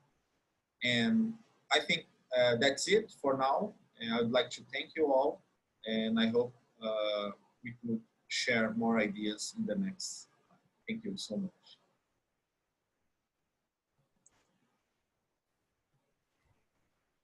There is, I believe, is a second video as well. It's a huge honor for me to be here. I greet you all, and I hope you are well and healthy in this difficult moment that the pandemic imposes on us. I would love to be giving this lecture on live, but due to the time zone, you are 11 hours ahead of me. This was impossible. I would love even more to be in person with you and get to know this beautiful country that Philippines must be, but that would not be possible now. So I'm very happy to be here. I thank you all for listening to me. My name is Yara Martinelli. I am an undergraduate student in international relations at the University of Brasília. And I will share with you a little bit of ongoing research I'm doing with Professor Thiago, also from the University of Brasília. Our work is centered on decolonial theories and on studies about the colonial character of studies on international relations, caused by the colonization of the international relations as a camp. Making a brief introduction to you on this subject, this is our premise because the story of the international relations studies is a colonial one. It was made in Europe by Europeans with European intentions and interests, taking European premises as true basis for the comprehension of the system and its dynamics, and of course with clear and non-clear mechanisms of perpetuating colonial power. The way the camp of knowledge evolved is also colonized. In the context of colonial race and the ascension of modernity and European scientificism, the comprehension of the operation of international relations was based on naturalization of war, domination, racism, patriarchy, and other premises that, knowing or not, we perpetuate till these days. A big part of this perpetuation happened on education sphere.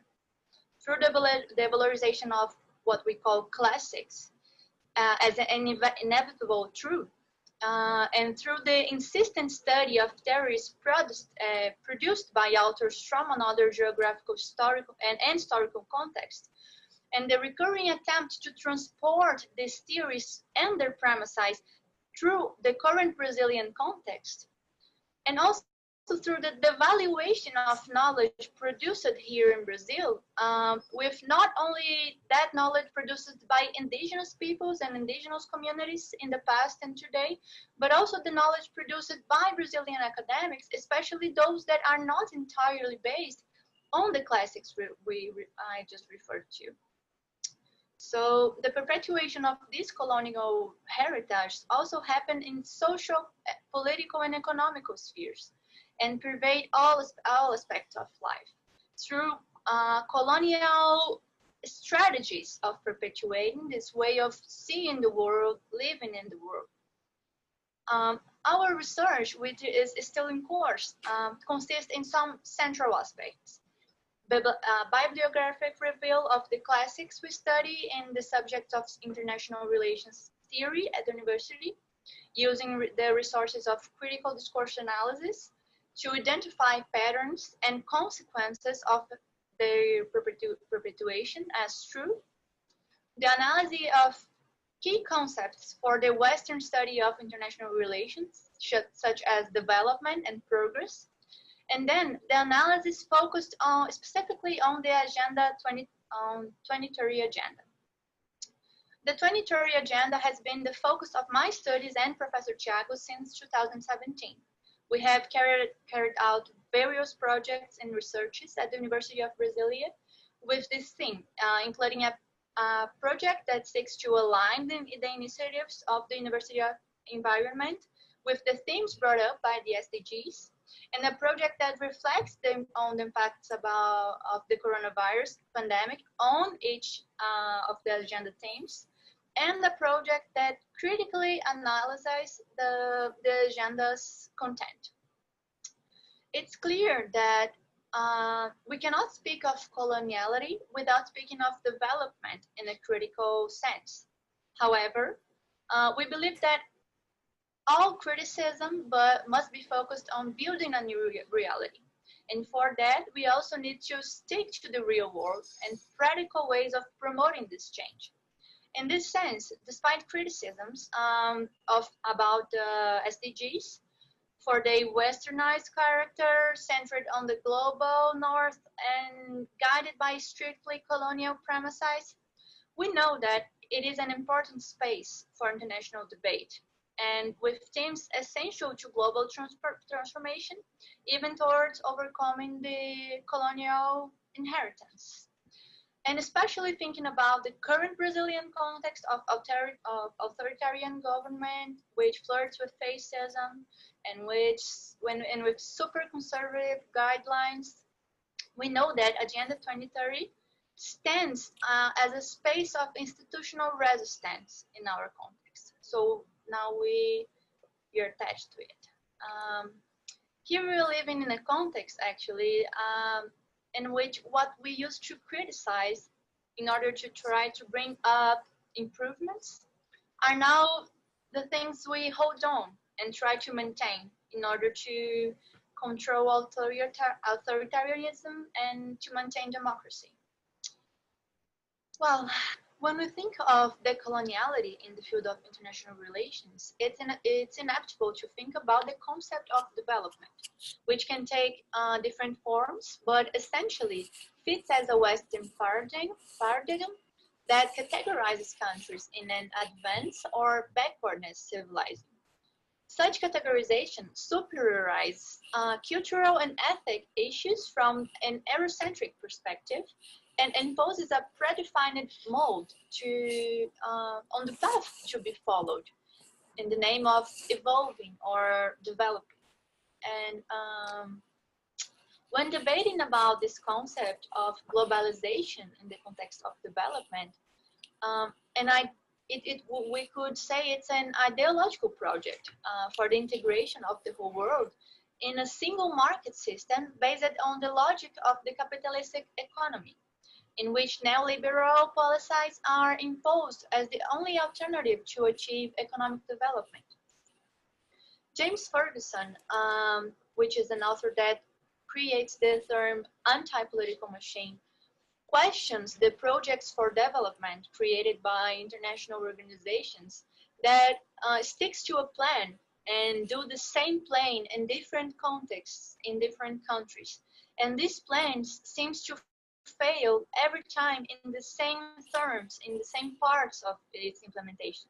And still the programs are still being implemented in the same ways by the same model plan in all countries we call in development or underdeveloped.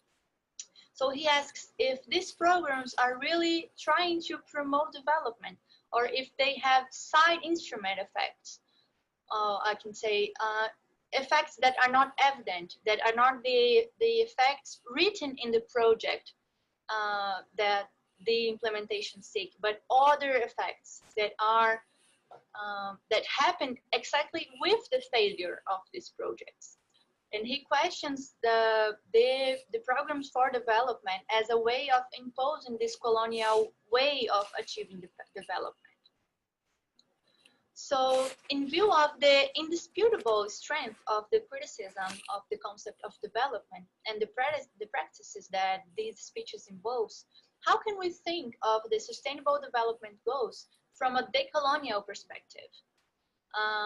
This is a dilemma that may found difficult to agree in the academic environment between more or less radical positions, but however, in one or another, it is inevitable to recognize the progressive strength of the agenda of the 2030 agenda and the great space of institutional militants that it opened up, especially in face of conservative and authoritarian political contexts.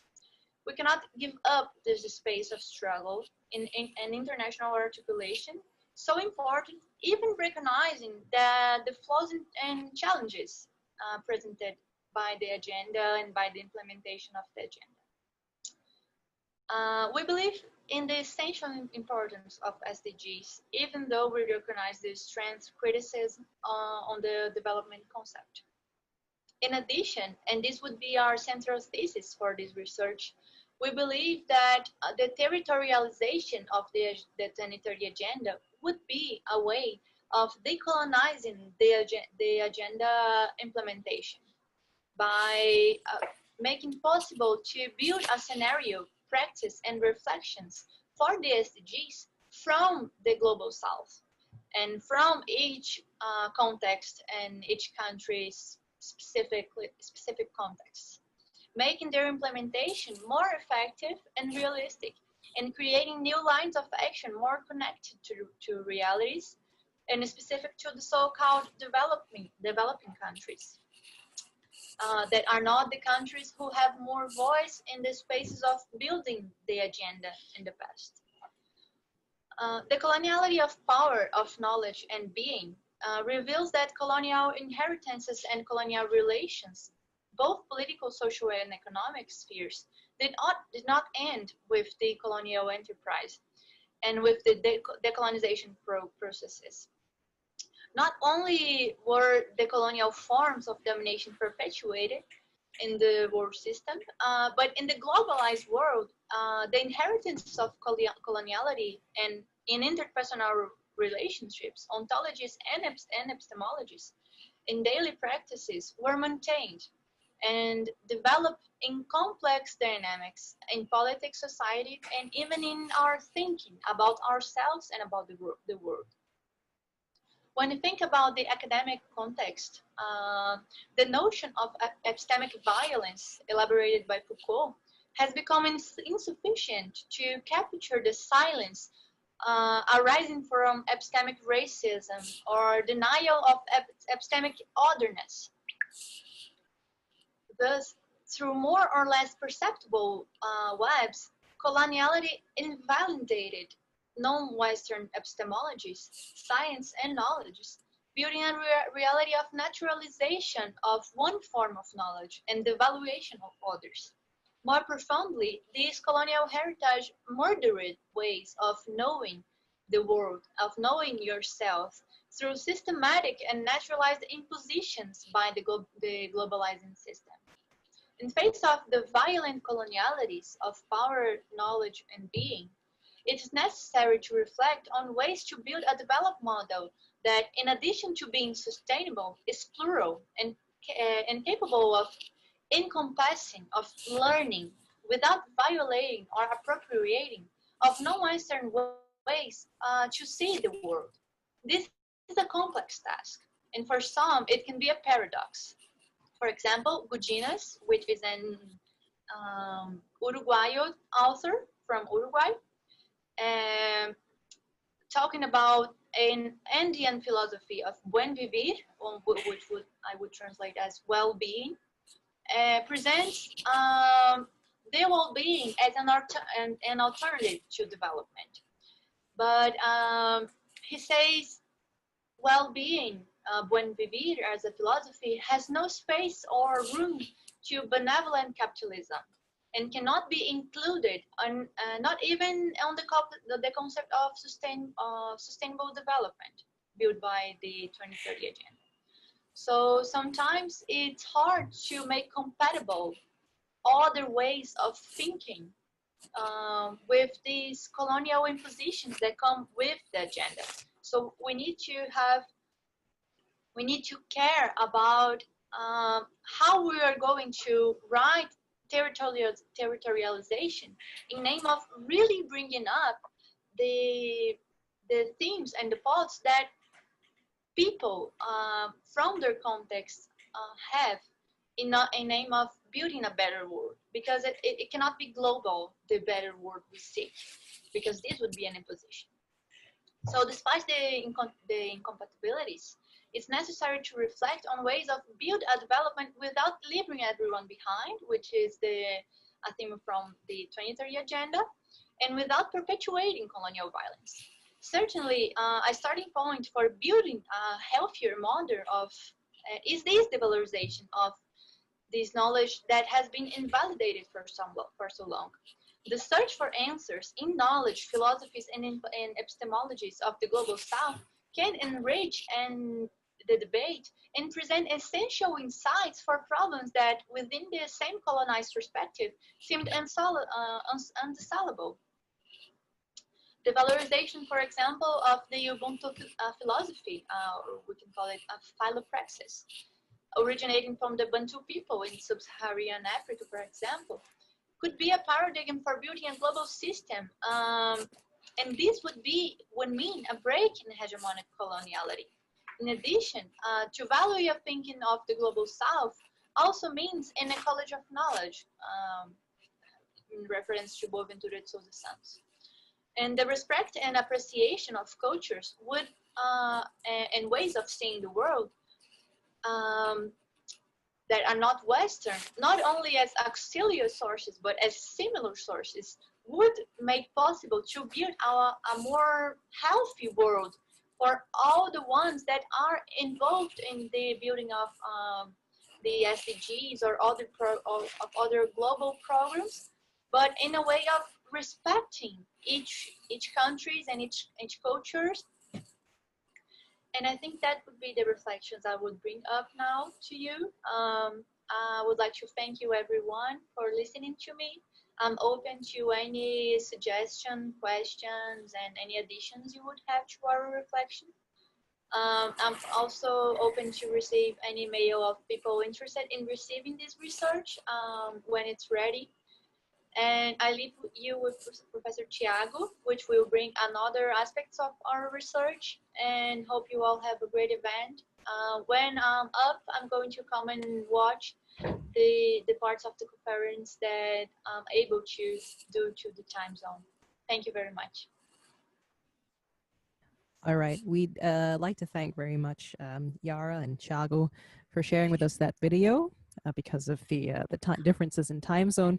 But as Fatima pointed out in the chat, it's wonderful how there's a lot of similarity in thought and concerns in vastly different time zones of the global south. And it's very enlightening, especially for those here, and I know that there are many of them, into the field of international relations, to look at things like international development and the sustainable development goals from the lens of coloniality, which is what links all these presentations.